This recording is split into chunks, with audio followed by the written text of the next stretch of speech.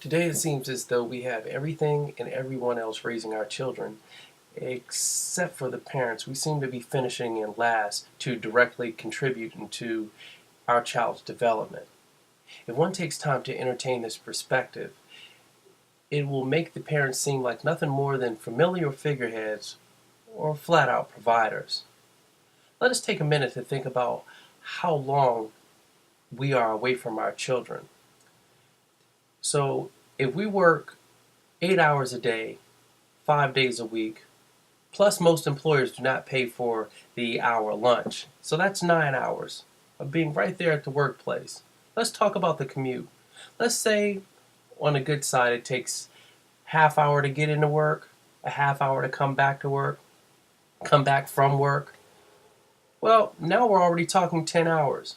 And that doesn't even include taking your children to daycare or picking them up. So realistically, we're looking at a half day we're spending away from our children. Assuming that parents get roughly about 7 to 8 hours of sleep if we're lucky, that only leaves roughly about 3 to 4 hours to, let's just say, order out Chinese food or practice the numbers, shapes, letters, and help develop your child's speech. And then, hopefully, when the food is ready, you get down and you sit and watch maybe a family favorite TV show, or you sit at the dinner table and engage in some good old-fashioned family bonding. The question truly is 1 to 2 hours enough time to really focus on child development? For some of us, the answer is no. But due to financial obligations, a lot of us cannot realistically afford to be stay-at-home parents. Children seem to respond better to routines, such as family bonding activities or chores. In terms of family bonding, parents who have more time to interact with their children seem to have stronger bonds with their children, and their children seem to respond better with them. Currently, my wife and I are both working, and we do not have the time that we like to spend with our kids and bond the way we used to. We both noticed that we still have a fairly good family bond, but we would like to get back to the point that it once was. My brother-in-law is a stay-at-home parent, and I noticed how his relationship with his children and how well his children respond to him. It's a beautiful thing.